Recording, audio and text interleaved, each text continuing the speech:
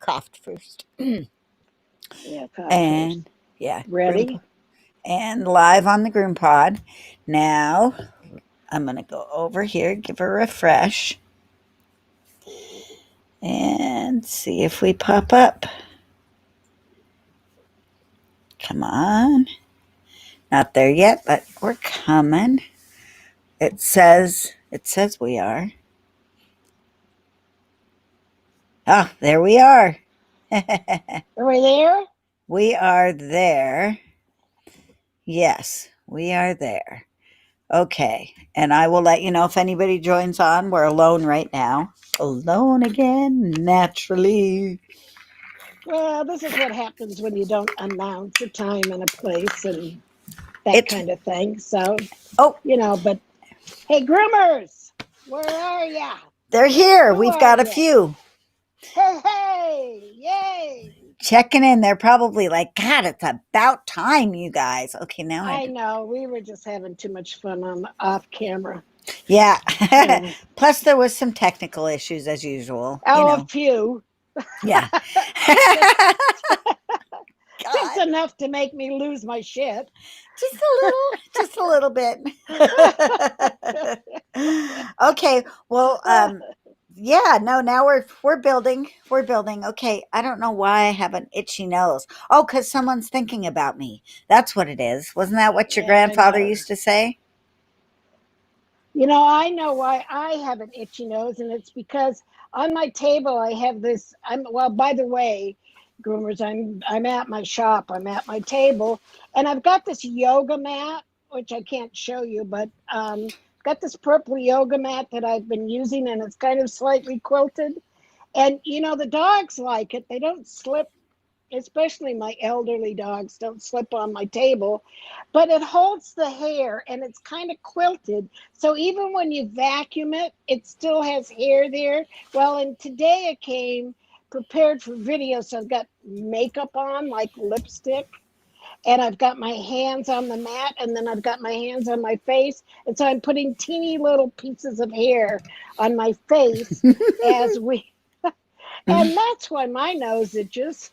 Oh, mine is just probably because I'm a snot producing machine.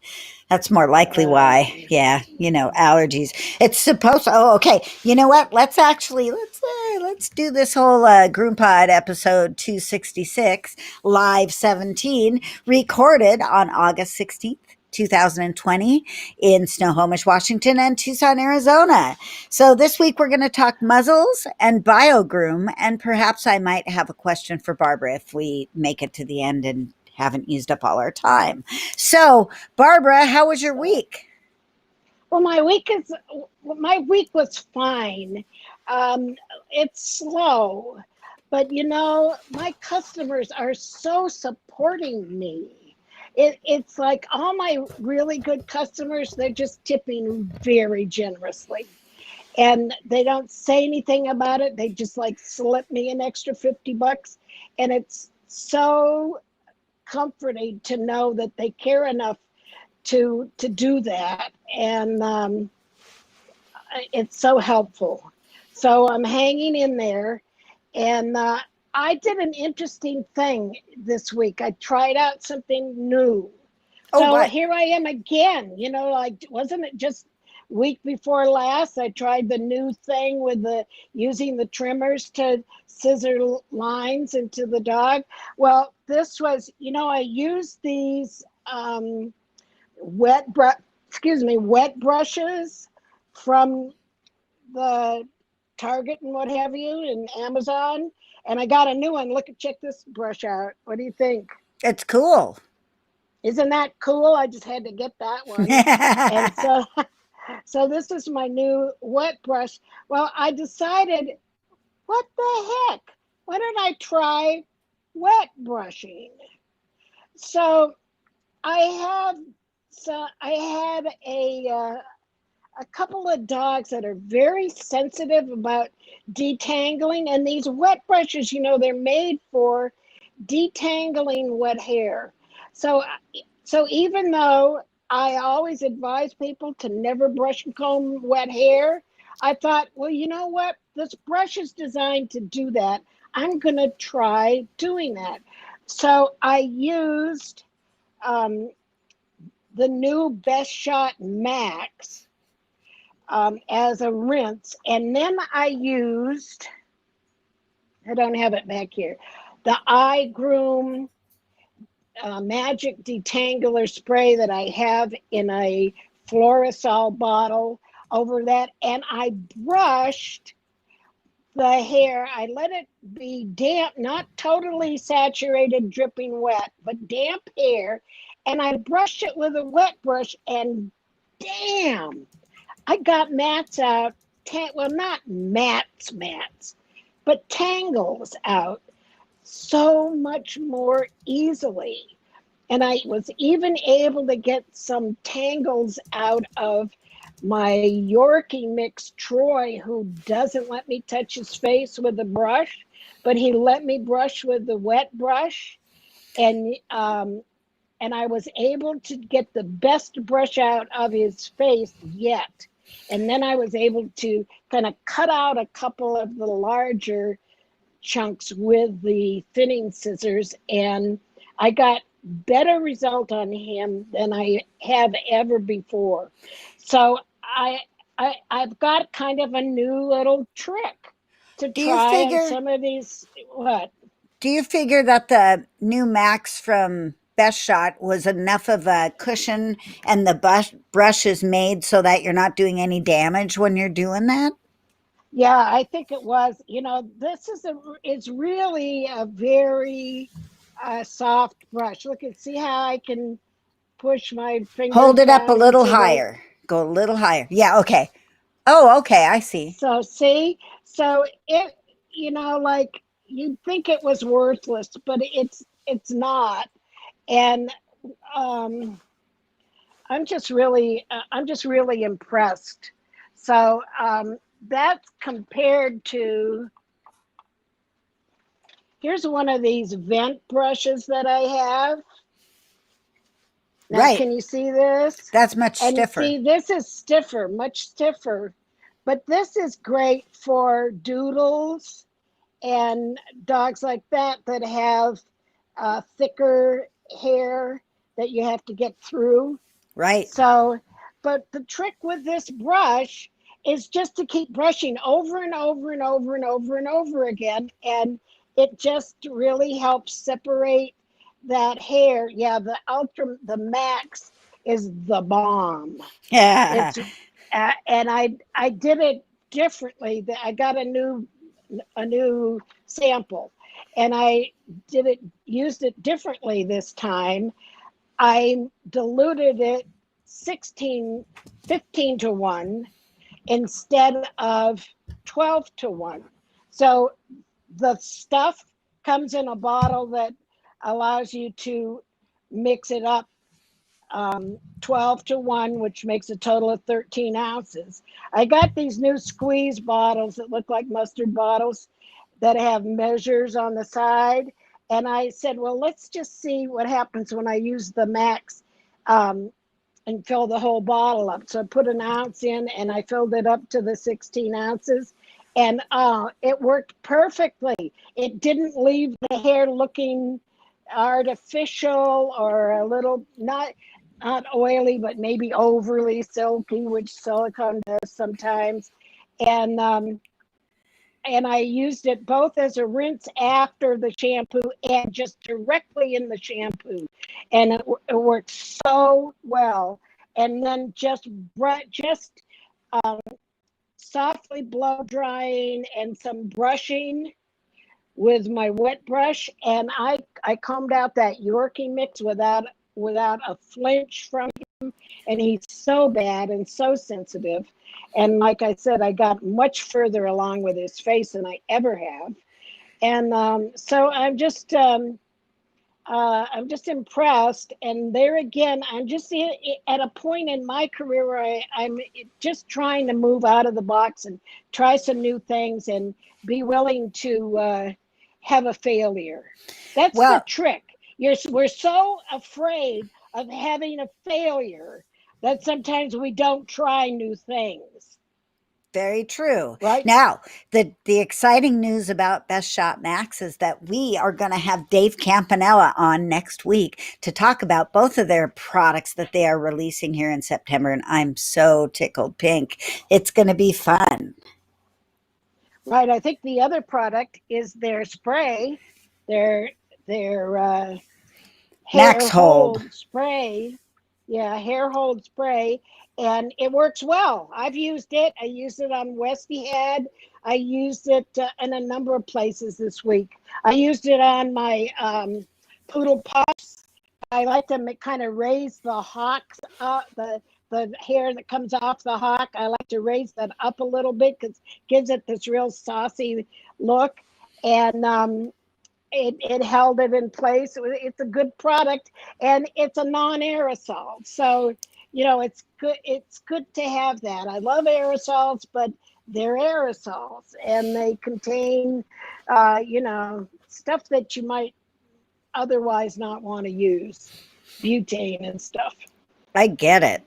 I get it totally. I can't wait till I get my samples so that I too can retest it because I used mine up long ago. I'm longing for it to come out. As a matter of fact, Michael at Cascade Grooming, he got a big, Yeah, big shipment from Best Shot. And the first thing I did was grab my phone and private message him and say, did the Max come? Because if it did, I'm driving over there right now, but it hadn't made it yet. So they're still fit. They're yeah. still tweaking He's it. gonna.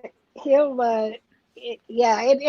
Like it takes quite a bit to go from the laboratory to the production line. And I mean, it's it's like with a vaccine. There's steps that you have to go through to make sure, like you want to make sure that it's a stable product. You want to make sure that it stays emulsified. You want to make sure that it's preserved right, and that takes time with a product. So you can go through, you can make a prototype and have us use it, but to get it into full production, it's a bit of a project. So Oh, I bet. I'm looking forward to the release. I'm looking forward to talking to Dave next week, and I'm probably let the cat out of the bag a week early. But I wanted to talk about this using the wet brush to wet brush. Well, Yes. what do you think? Like, what do you know? It does detangle with wet hair, damp hair. So, another little interesting, happy note. Yes. I've started keeping a new file of a new card file on products that I'm using on the dogs Right. because I don't want to open the computer and have to go all the way through to find my client files and do it that way. So I'm just keeping it by hand, and Yvonne loves it. That's awesome. Yvonne, so that's awesome. She's actually looking up every dog. It keeps her from having to text me and say, "What should I use on so and so?" And Yeah. and she's even keeping some notes herself. So that's exciting. So the card file, good old fashioned card file, keeping a record of and I'm using that card file to keep a record of the dog's weight. The whole weight issue, dealing with clients and their weight. Well, their I want to dogs tell you, wait. yeah, their dog. I know. Well, see, that's just it. People sort of take it personally when you talk to them about their clients' weight. So I had two weight experiences. I have the scale, and one of my clients kind of funded me the scale.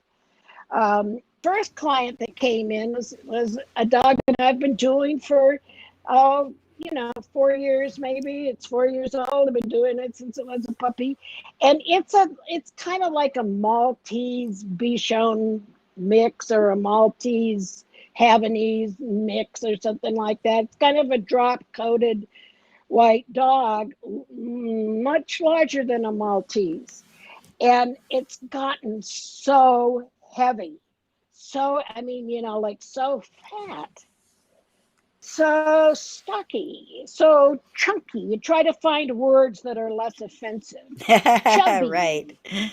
Is he getting a little chubby? So I put him on the scale and he was like 19.3. No. He was 24.3 pounds. Wow, That dog, that's that fat. dog should, yeah, he's fat. He should be somewhere around 16, 18 pounds. And so I said, I pointed it out, and she said, thank you. She took it seriously. I had a previous weight from last year where he was just 21 pounds. He was getting fat then when we weighed him. And so we had a comparison. We had data that showed that he's still gaining weight. It's really hard to diet a dog. And first thing, you got to diet them to the point of where they don't gain anymore. And then you have to go down below that amount to get them to actually lose weight. So it's a very tricky proposition. But the second one was funny. The second one was a Chihuahua mix. And this is the customer who gave me the money for the scale. Uh-oh. And she was all behind my weight management program. And so the dog has been in quarantine at the home, at the assisted living place for months. He Right. hasn't been in, right? And so so happy to see Gomer again. Gomer comes in, I can hardly lift him. Like, he is big. And um and I put him on the scale. He's a Chihuahua mix. Now, he's not small, tiny Chihuahua, but he weighed 19.3 pounds. Wow, That that's big. is, he's big. He's got a big belly there. Um, and I pointed it out, and her answer was, well, the vet says that's the right weight for him. What? Like, what? That doesn't Now, seem right. that doesn't seem right. But you know what? People, humans, even smart, educated, know better humans, we translate the vet's words into more what we want to hear. We do that. Oh, of course. And so it could very well be that the vet said, that's the highest I want him to be. He's at that point. He's Yeah, at don't the let him get any bigger. don't let him get any bigger point. But apparently the vet didn't elaborate enough for her to really get the point. She just got it, that that's where, he probably said he's within the limit, barely. Well, barely. And so what do? She bought me the scale and she doesn't want to listen to the results. So I've known from the start, and this is what has held up this whole weight management project, is that it's too hard to determine the ideal weight for a given individual dog without the help of a veterinarian. Yeah, good point. So Interesting experiment, though. yeah, and I'm still glad that I have the scale, and just having Quincy's mom get it about his weight. I mean, and he's got fatty um, tissue around his collarbone, his forechest. You can start feeling the bags of fat starting to form on him. And so like um, they know she accepted the reality. And we'll see what now they go to the vet. Those dogs go to the vet on the coming Tuesday.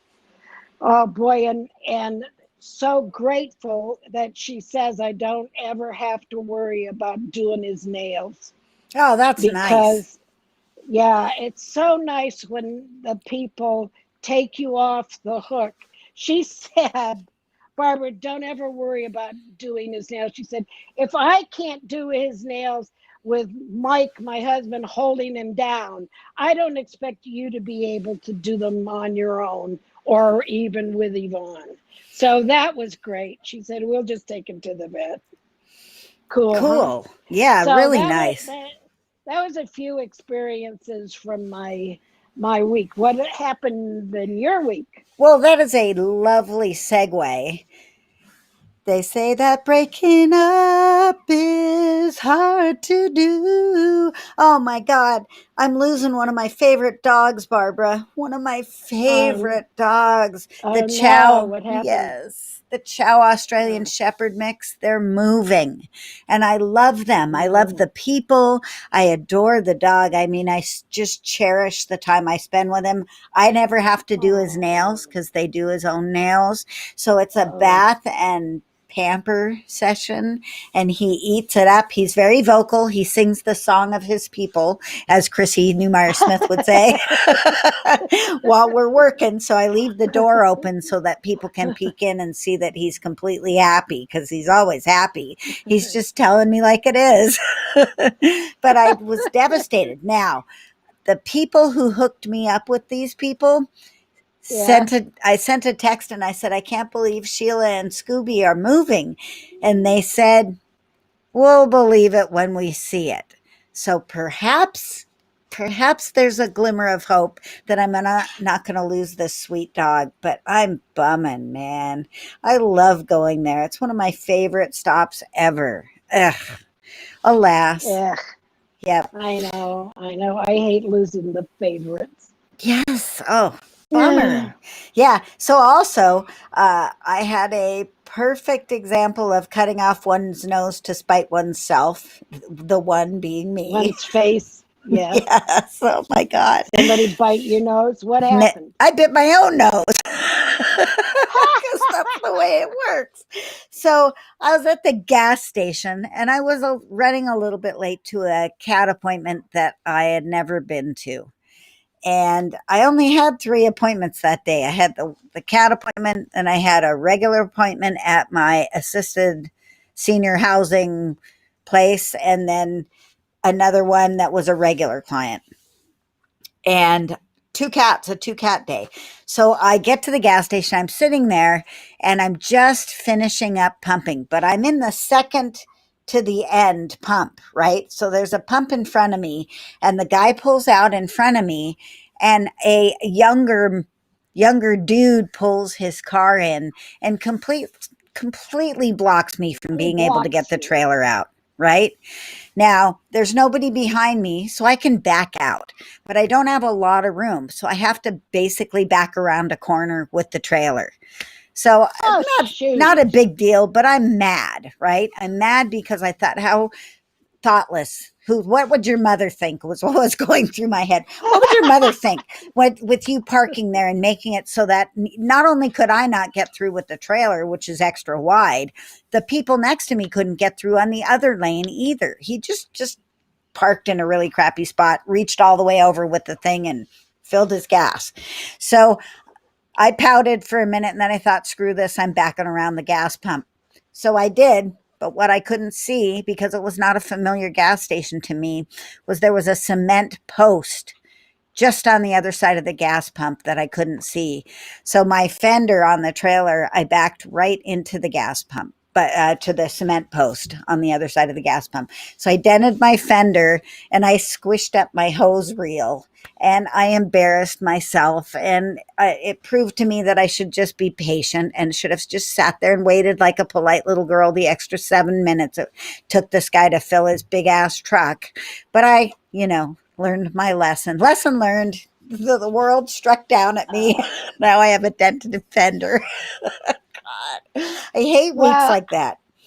I find that the worst shit happens when I get in a rush. Oh, for sure. You know, and one of the things I've discovered as I've gotten so fucking old is that, you know, like it always takes old people so much longer to like get it together to leave the house.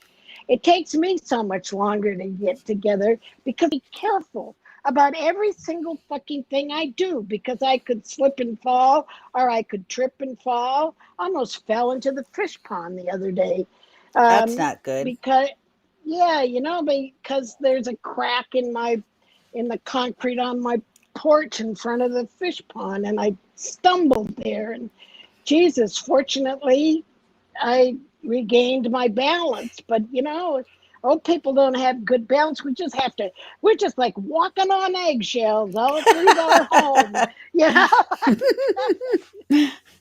Oh, well, Yeah, so you know, like, and you know, like when I have fallen or gotten bruised on my leg or stuff like that happen. It's when I've gotten in a rush where I'm not being mindful.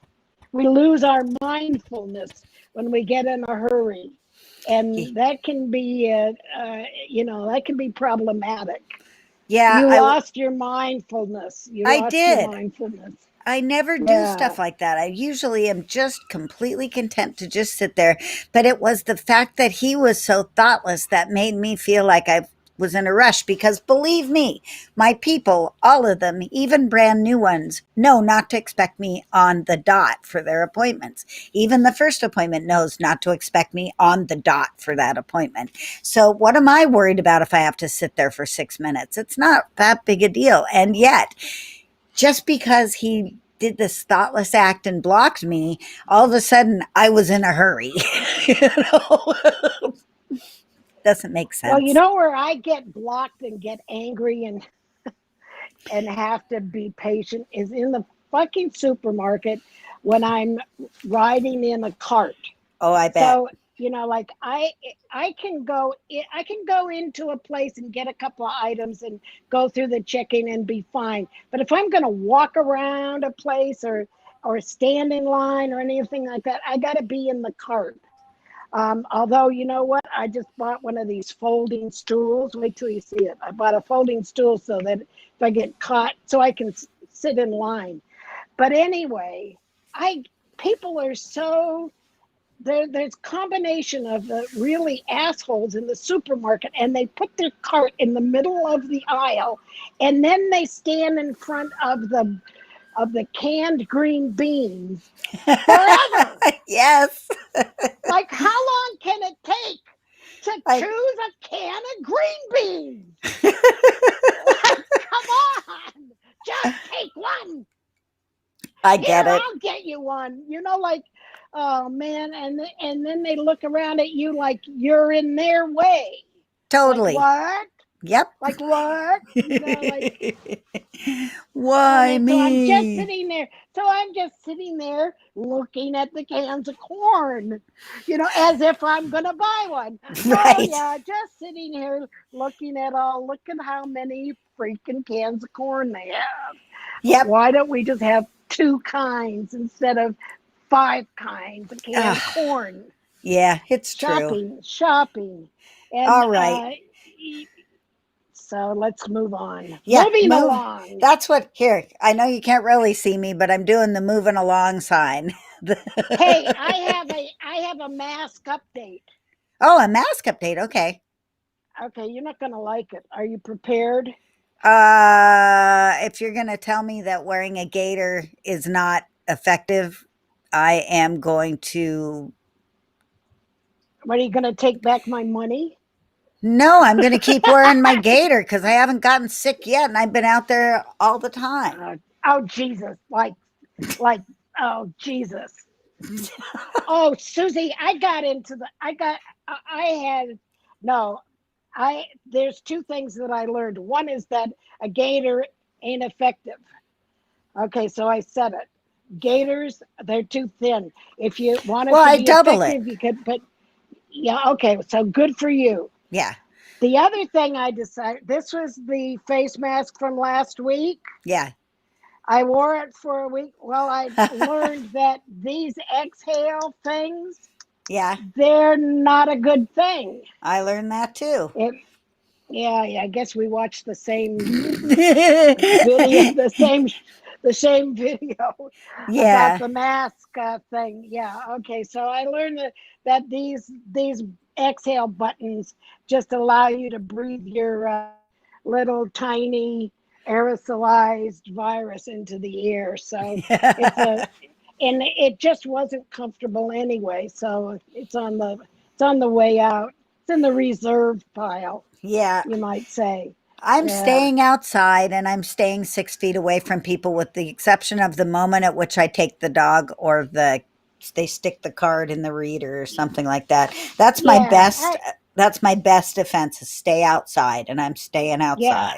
I don't worry too much about taking the dog and taking the card and putting it in the reader, because it does seem to be, it takes some time to build a lethal viral load, you know. Yes. But it doesn't help when Yvonne takes off her mask to shout at me about something. Yes. We learned that. Well, you guys haven't heard that yet, but you will. You'll hear that very soon. Okay. Well, Okay. let's take a moment. Actually, we don't have to take a moment. We're just going to head over to our first appointment, which is about muzzles. So I come from a vet tech background where muzzles are a necessary evil for the safety of the doctor and the techs and doing the procedures that the dogs don't like. Sometimes you just got to use a muzzle. And I also am a special needs aggressive dog groomer who tries the very best to work around the muzzle, but occasionally I do have to use a muzzle. What is your feeling about muzzles? Well, I learned in an environment where it was suggested to use a muzzle if you thought you needed one. We were provided with muzzles. I don't use muzzles often, but if I get a sense that it's really that the dog is seriously thinking about biting me, I will use a muzzle.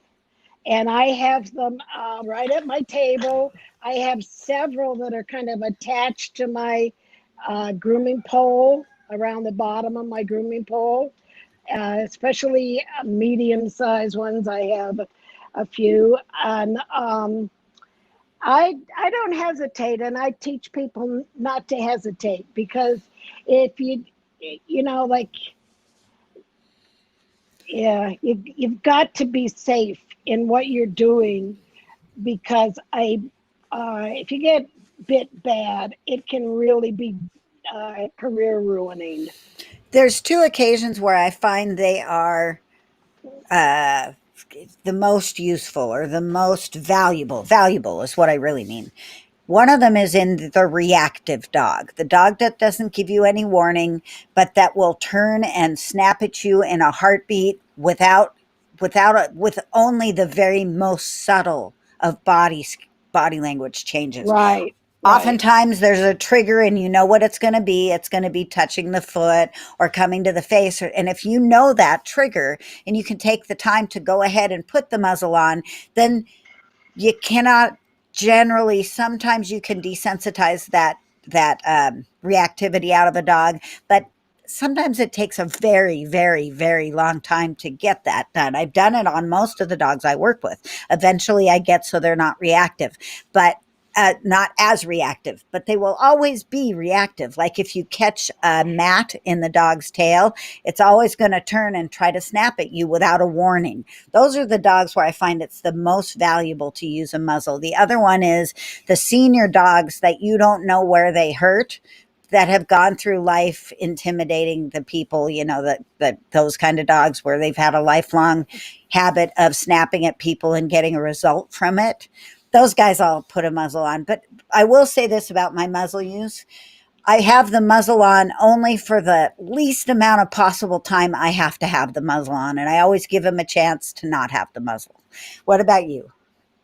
I operate pretty much the same way. Oh, good. I want to Phew. minimize the muzzle wear. Never leave a muzzle on a dog in a crate.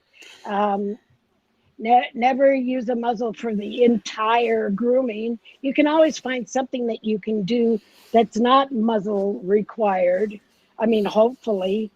Um, and there are some dogs that you just can't muzzle. There are some dogs that react so hysterically that putting a muzzle on them is you think they might have a stroke or something on you, Right. like what Not I call safe. blow.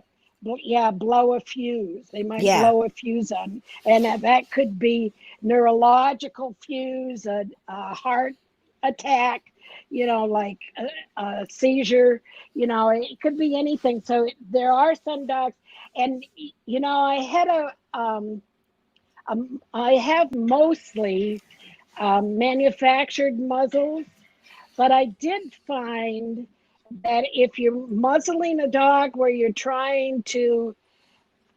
need to trim the face, trim or clip the face, old pantyhose piece tied around the muzzle and just tied on top of the muzzle, and you can hold the end. That is a great little trick for dogs that are snappy while you're trying to trim their face. And then you just use the comb to pull out hair from behind the muzzle. So I'll Back pass that along. back in the olden days, I don't know. Do people wear pantyhose anymore? I I don't have. know. Can you find even? I It was like don't know. knee highs I used to use. I know Yeah, hosiery kind of uh, went off the market, didn't it? kind of Now did. people just use can tan. Yes. They Well, just paint. They just paint their legs. with the Shit. nylons, they're flexible and they're stretchy. So I have recently learned that you have to be careful because the dog's nostrils pass right through there, and you could actually close off their nostrils by accident. We used to do it with gauze. I don't know that I do it with gauze anymore, but I think a nylon would be just fine if you could find it, or vet wrap or If you could something. find. Yeah, Yes. yeah, yeah. I keep vet wrap. Here's vet wrap right at my table. I have a little extra room on the post that the groomer's helper sits on, Right and I off the have my top. vet. Yeah, and I have the vet wrap. It just fits right over that. I've got So that too. I always have vet wrap. I use vet wrap to wrap the tails a lot. Dogs with plume tails, I wrap their tails so that I don't accidentally chop off tail while I'm doing inside the leg or I do that too. even, yeah, yeah. That's a great tip. Okay. Okay, so there's of So course, what kind of there's, muzzle do well, you have one of these? one more thing before I do that. The brachycephalic dogs, the short nosed dogs, I tend to shy away from muzzling them because of breathing issues, but I will often, if I have to do it for a very short period of time, use a cat type muzzle over them. But Yeah, okay, that's so what I have. show me your muzzle. This is show and tell. We're doing show and tell. Okay, we're going to do this kind of muzzle. Show it to me. Oh yeah, let's do that one. Do you have one of those? I have two different kinds of those. I've got this one, which looks very similar to yours, And let's right? show me the strap. Show me the strap. Can In you a see minute, it? it's out of focus. Oh, Yeah, it looks the same. yeah. So And these this are is these. flexible. Is yours flexible silicone? Yeah, Yeah. yeah. Okay. All right. Yeah, So when those are I was in fun. my so, but I got this because I groom. My table is in full view. I mean, I groom right in front of the wall to the back, so customers can stand at the counter. Well, they can actually see me through the window, and so I thought, well, this is a cute option.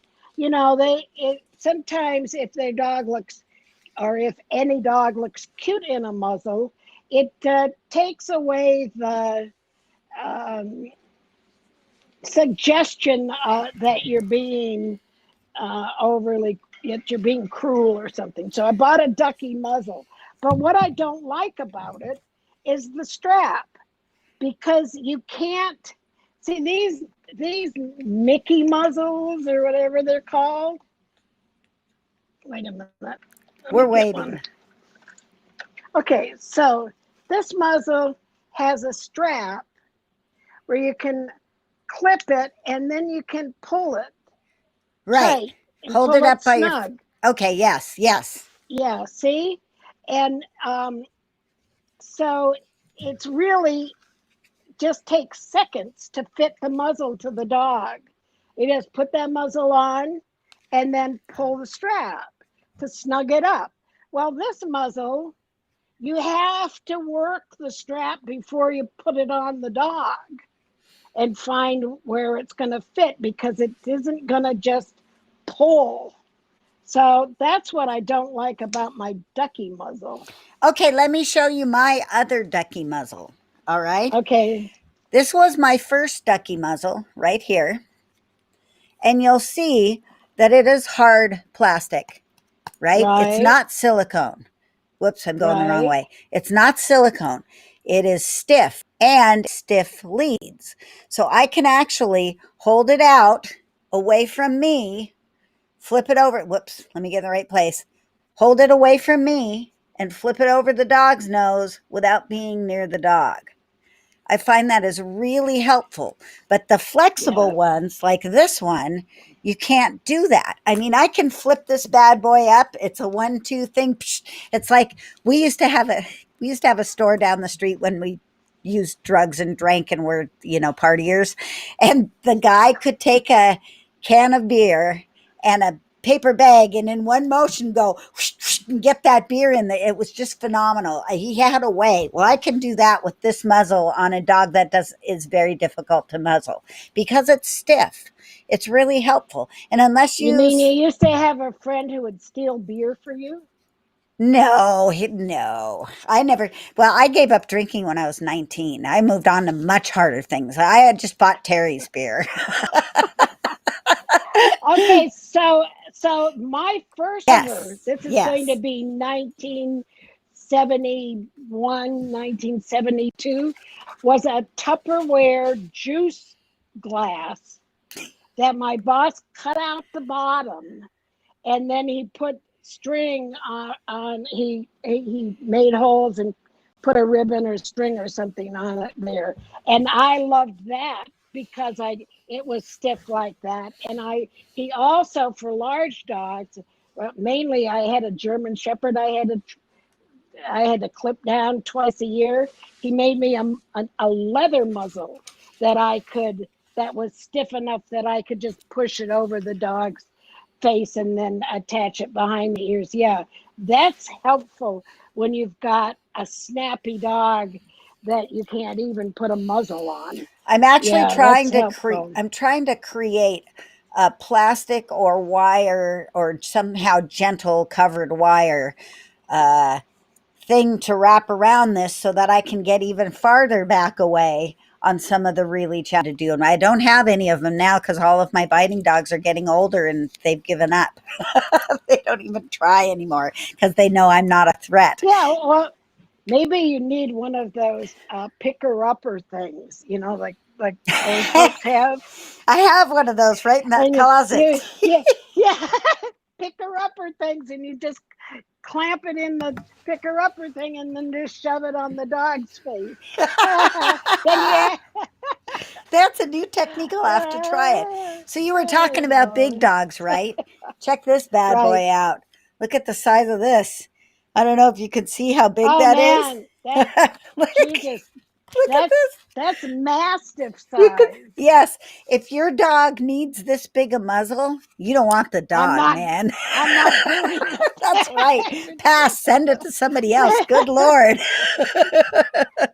I had one big mastiff mix that he just didn't like his feet touched because he was overweight and his feet hurt. And I got it. So the owner would put the muzzle on because I don't know. The dog never figured out what I was there for. He was always so happy to see me. And then we'd put the muzzle on and he'd go "Whirr," with their big mastiffy, growly, resonant growl, and it was so intimidating. But I'd get those nails off and nothing flat. And that's what I have this big, gigantic muzzle for. But he passed away. So now I don't use it.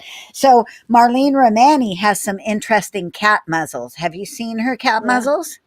No. They are canicular in shape so that the cat's Okay. nose and the biting parts are actually nowhere near the breathing area, and you're not putting any pressure on the cats, as opposed to the old kind, the other kind of cat muzzle that we have, which is this one here that looks like I'm that, not seeing it. Move it more towards your face. like this one. Whoops, there's the nose. No. See that one? Oh, because it's red, Yeah. it might just blend into the background. Yeah. I That's see. like the I more see it. traditional one. This one Yeah. is stiffer. It has a completely adjustable Velcro back end, so you can adjust it to any length you Quickly. need to, Yeah. and it just gives the cat a break. It's not right against their face, and they still can't get you for the most part. So I And it really like covers their this. eyes. Yeah, it covers their Yeah. eyes. It's mesh so they can kind of see through, but it's enough to distract them because that's all you really want to do is kind of distract them.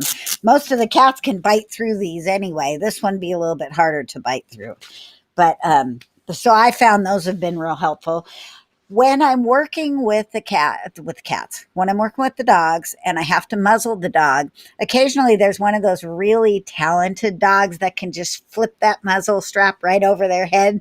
No matter where you get it on or how tight it is, they're going to flip that bad boy off.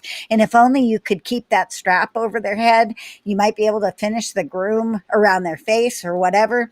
If you take the grooming loop and go inside, so you've got the dog's gigantic head here, right?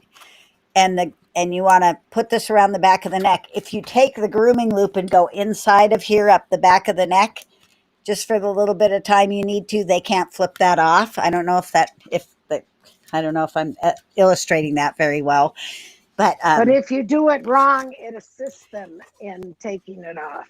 yeah, you've got to do it. You've But got if to you do just it wrong, it assists them in taking it off. right. Yeah. I've never had anybody. Well, of course, yeah, I imagine it would if you did it wrong. But if you go behind the loop, then they can't flip it over their head. So that's another little tip. Otherwise, if you can't use a muzzle, what alternatives are there? E-collar. Oh yeah, e-collar. Yeah, Yeah. yeah. Or hamster ball cut in half like the air muzzle. I have an air muzzle. I Do have an you? air muzzle. Do you use it? Yeah.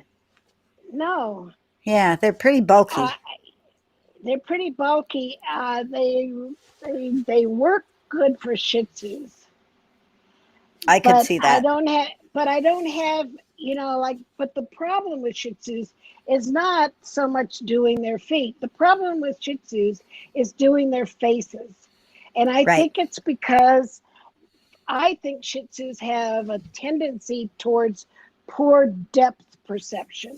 And I know that that's one of the things that happens with older dogs is that they lose their accuracy of depth perception. And so they can't judge how close your scissors are or your tools are to their face. But I know what I've become good at doing is grooming from behind the head.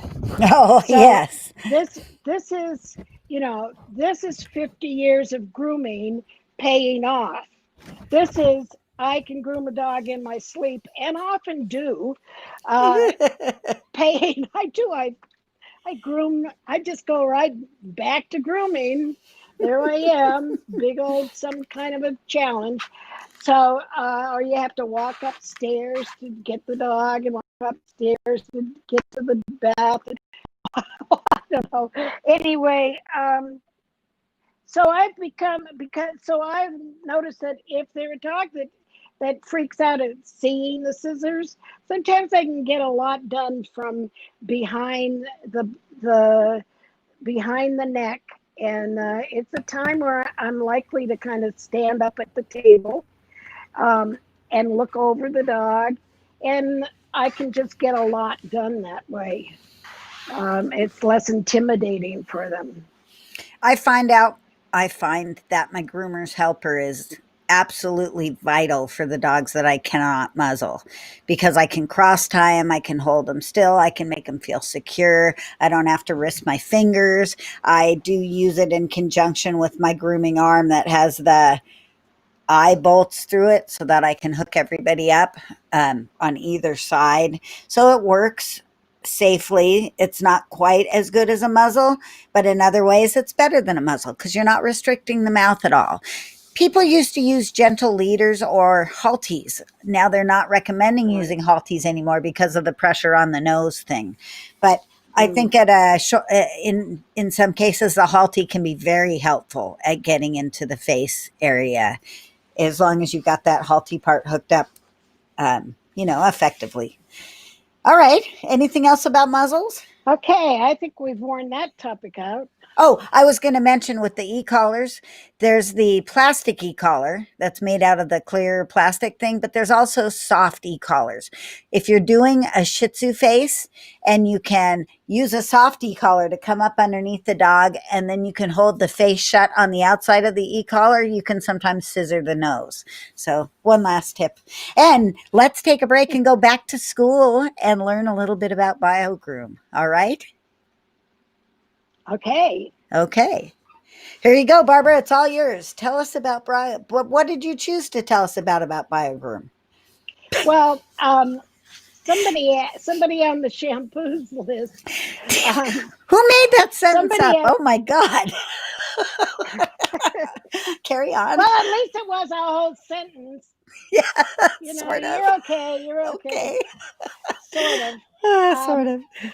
someone on the shampoos in the shampoos group asked about um, what did we think about, not specifically me, but what did we think about BioGroom, because her shop uses it exclusively and she didn't know whether it was good products or not.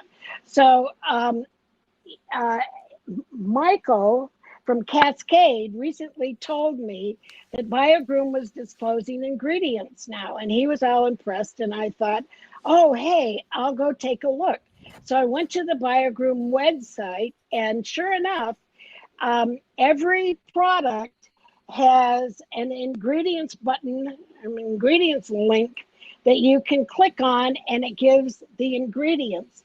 So uh, the and so huge two thumbs up for that from BioGroom, because we all know that that is a big leap for a company. That company has been around for a long, long time. They've done quality products for a long, long time, but they have refused to disclose ingredients for a long, long time. So this is a breakthrough for BioGroom, and I really support them in doing this. Now, what I found was that some of their ingredients are rather unfamiliar to us. So it's a little bit of a way. So that tells me that they have kind of contemporary formulations. Okay, that's a good That's thing. good. Yep, that's good. So that's good. They have contemporary. They when you don't exactly recognize the ingredients, it can be because they're newer, more modern, more 2020 ingredients. And one of the ingredients that shows up on many of their products was PEG3 rapeseed amido. Is that what I wrote down for you? I wrote Uh, it on my text. I didn't write it down for myself. See, I wrote it to you and in the text, and then I forgot it. PEG, it might even be PEG4, PEG3, PEG4, rapeseed amido, yeah, you didn't put it. AMIDO. You just put that some of their ingredients are unrecognizable. What did I put was the DDJ? Read Uh, that part of the text. you just, okay, it says I'll find it up here. I was just there. It Uh, says, I put it down. it says, you say. um, oh, here we go. I'm not far enough. Boy, we just chatted like crazy this morning, didn't we? Yeah, we did. I'm long winded. You're much more concise. Here we go. That's Yeah, because I'm a real writer. that's true. Well, it was forced upon me. I remember when I first started writing on the first groomers email group, I was so wordy. I was wordy birdie. And what I learned was that I lost people. Right. So like, and the reason that I was doing that is that I wanted to be thorough. But I learned that being concise was more important than being thorough. So You I'm can gonna be bet. you can. I'm It gonna says bet you. DDJ, It says. PEG. It says. I'll do a DDJ from BioGroom product. The good news is that they're disclosing ingredients on their website. The bad news is that some of their ingredients are unrecognizable. That was it. Okay, now look at my next one. The next, see, I bet it didn't get sent because it says I'm running about 15 minutes late. That's what the next one says. So I bet it's still sitting there. It's probably still on my phone. Or else it'll pop up in another few days. Anyway, carry on. Anyway, it's PEG 3 or 4 rapeseed amido, and it's so the PEG 3 tells you right there it's an ethoxylated ingredient, that it's been treated with ethylene oxide, 3 moles, or if it says 4 moles of ethylene oxide have been into the product. And that makes it bigger molecules and so on, and less irritating, and so on and so forth. But basically, the PEG3 rapeseed amido is a thickener. It's you look it up on the special chem list, professional list of new ingredients, and it says it's a viscosity adjuster. So that means thickener. Now, it could be a thinner, but rarely do you need to thin shampoos. The reason you need to thicken shampoos is because surfactants are thin like water, like tea. And if you just put those in the bottle and send them to somebody as shampoo, they would think you were ripping them off. Right. You And it gotta doesn't, it's have hard to distribute if it's that thin. It's hard, yeah, yeah. Unless, of course, you're using it on a recirculating pump system like we have, and then it doesn't really matter. Very true. And yeah, the first hydrosurge company products that were made to accompany the first hydrosurge recirculating system, they had no thickeners, and it's part of one of the reasons the shampoo line kind of didn't take off. I'm not going to say it was a failure, but it didn't take off because people are put off by thin shampoos. They want something that's thick, that indicates richness. And of course, if you do um, use it full strength, you don't want it to just slide through your fingers.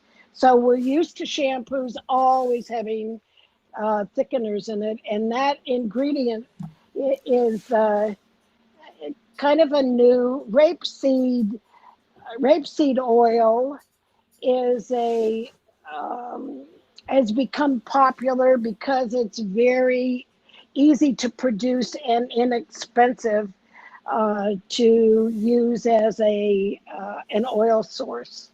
Okay, so does that tell you a little bit about that? So I'm encouraged. Oh yeah, I did find one downer on the BioGroom website, and I didn't go through the entire product by product thing, but I went to the super white shampoo because I'm always interested in what's in the whiteners, Right. and there was no preservative listed in that ingredient lineup.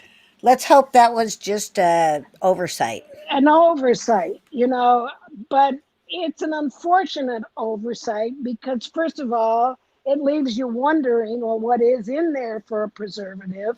And secondly, it's just a little bit of a integrity minus. It's Yeah. just a little loss of integrity.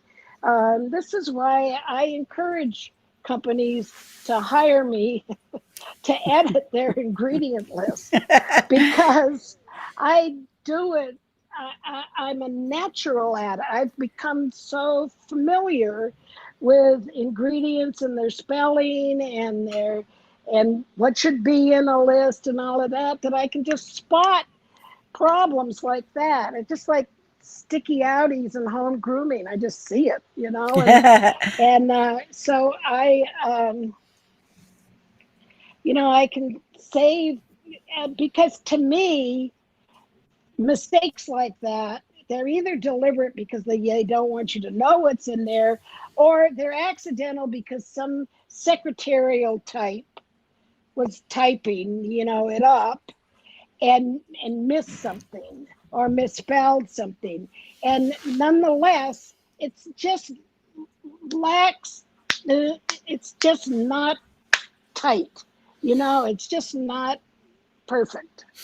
Yes, you would think that they would have someone go through and check spelling and check for You, omissions, but you errors, and see, omissions. so yeah, so somebody probably went through. I didn't find any spelling errors. So somebody probably went through for spelling, but it was somebody that didn't know that you have to have a preservative ingredient in there towards the end of the list. You know, it Yeah. wasn't. It wasn't somebody. Somebody didn't know to say, "Hey, is there phenoxyethanol?" That's one of the ones that they use, which is another subject. What did we use for preservative on this product? Or where is it? So anyway, that's enough of that. Well, all I can say, Barbara, is you're It's a shaking and yay. moving is actually shaking and moving things, because we're seeing people disclosing ingredients, whereas 10 years ago, you would never see that happening. So that's because you have Made been a on this difference. crusade for quite a long time now. I've been a fairly gentle crusader. But Have to say steady, that, persistent, but steady and tenacious. persistent. Right? Yeah. Yeah, yeah, And yeah, we're seeing yeah. the fruits of your labor. Thank you, and I live to see it. Yes. Barely.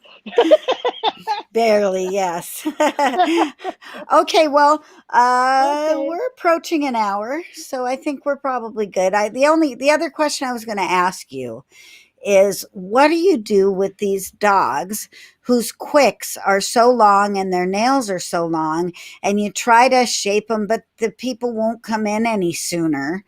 And I'm so frustrated with this one particular family whose dogs get done every 8 weeks, but the nails should be done every 3 weeks at least.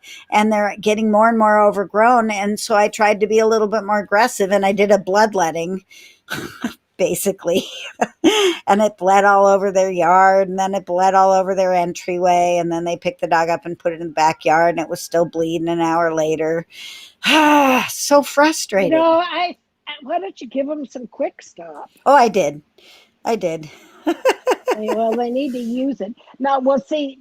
To continue bleeding like that, that's kind of a bleeding issue. you Yeah, know, it I might have know, I been. know. I hate it when I do a bloodletting like that. And there are some dogs that you hit one quick.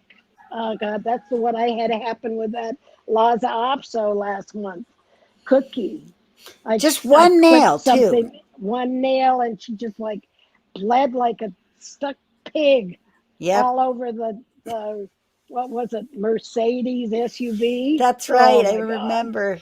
Like, God damn. I remember I had a customer called me up and said, my dog bled all over my white carpeting. Are you going to pay for a cleaning? I actually generally will mention, do you want me to pay to get your carpet clean? Nobody has ever taken me up on it. But I always, it doesn't happen that often. And I'm usually aware of it. So I give them a warning. But I had one go in yesterday that I dremeled the nails on, and I must have gotten close to the quick, because it bled in their Yeah, it can house. happen. Yeah. Yeah. Like I try to encourage them. to come in sooner. But there are dogs. I have a little Havanese that winters out here, and she comes in every 4 weeks, and she's terribly overgrown every single time. And you Yeah. can't get anywhere near the quick before she starts bleeding. And she just has a growth pattern that's inconsistent. It's just an irregular growth pattern. She just like grows nails like crazy. Yeah, that's okay. Well, there's no magic cure, no magic wand. There is no magic cure. And, like sometimes I think even if you do go right down to the quick every single time, I've never had the quicks recessed like they're Me supposed either. to. I've Me either. never had the quicks recessed, It so just I seems to just, make the dog's feet sore. yeah, Yeah, I don't want to do that to them. Okay, I'll continue yeah. doing what I'm doing with the Dremel, where I kind of shape around the end to make it a little less contact and call it a day. All right, guys. Hey, thank you all for being here and watching us. Yes, sometimes can be difficult with the internet not being as smooth as possible, but you know that I will release this very soon. I've cut in the commercials and release it for you guys unedited with all of our flaws and warts and stuff. And then I will edit the one that's previous, the episode that you haven't heard yet from this last week, which I'm halfway done. I'll get that finished and we will be on our way. Hey, Barbara, thanks for being here. Hey, thanks for having me. You look I stunning in your wouldn't. red wig. Oh, I love this wig. All we can It see works right for me. Yeah, all we can see is your head right now because your phone moved, but it's all good. Oh no. That's all good. Not to worry. Sorry. No big deal. All Well, right. I don't know. I went out of my way to look presentable And you do. today, to look Absolutely. pretty. So, it takes a lot of work when you're 80 years old to look this good. You do And look good though. thank you. Cool. Thank All right. you. Okay. Well, let's do it again next week. Thanks for being here. Remember to support our sponsors and join us in the discussion group and have a fabulous week. Happy grooming, everybody. And and just wear your fucking mask. Just do it. You heard it from the bird. All right. See you guys Okay. next week. Bye bye now. Bye.